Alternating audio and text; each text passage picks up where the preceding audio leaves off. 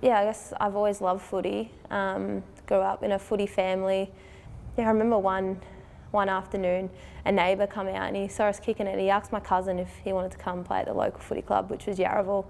And my cousin asked if I could come too. Being a girl, we weren't sure. But he said, yeah, of course, why not?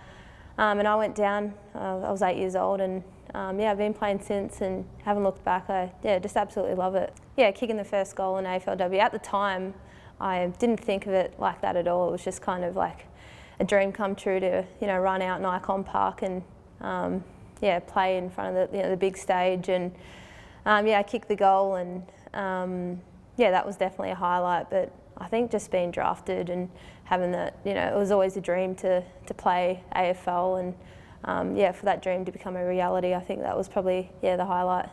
On the field, I love when my teammate kicks the goal and I get to celebrate with them, or we've been working hard all game and we get the 4 points at the end and just singing the song with the team. That's probably my favourite thing about footy.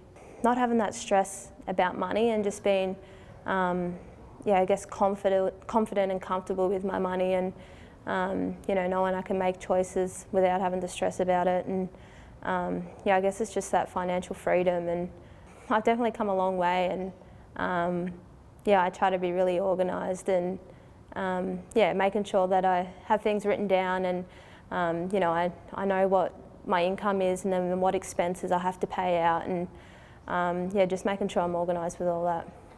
Yeah, I reckon earlier on, especially when I was younger, 5 years or so ago, it is quite stressful. Like the money you're making to play footy isn't a lot, and you're almost paying to play. If you think about, you've got to pay for petrol and private health insurance and bits and pieces here and there, and then also you've got to go to your 9 to 5 job during the day, and then come to footy and then also have a social life. So it's all it all can be pretty stressful, and I guess the ways I deal with it is just comes back to that organisation again, and just knowing when you are stressed, try to do things that may help, and everyone's different. But I guess for me, it's just finding time for myself, and whether that be at just sitting at home and watching a show that I like, or reading a book you might enjoy, or taking the dogs for a walk as well. So I guess just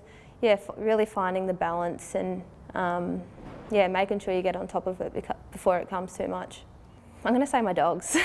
Making sure spend the time and the money on them to make sure they're healthy, and because they bring so much joy to my life, and they deserve everything. I know I've had some large vet bills, but they're definitely worth it. And the joy they bring, after every game, even if it's a bad game, I just look forward to going home and spending time with the dogs, because no matter what, they just love our company, and I definitely don't hesitate to spend money on them.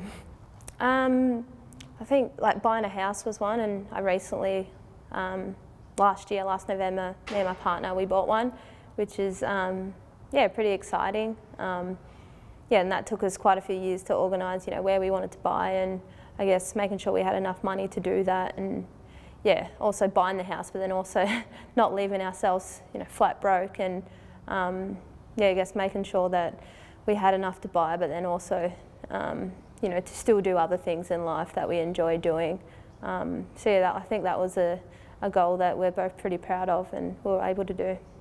Yeah, biggest challenge, probably, I guess going back to being a girl and, the barriers we've faced, and for me that's been with footy as well. Like you couldn't always play AFLW, like it's only been around for 6, 7 years now, but then also, my other career, plumbing. I remember back in school, like it wasn't always something females would turn to, a trade, which the option, it would have been there if I kind of looked into it, but for females it was probably, you can go into hairdressing or something like that, which I had no interest in. The old saying, you can't be what you can't see. And I think, we're paving the way for young girls now, so you can be, anything you want to be.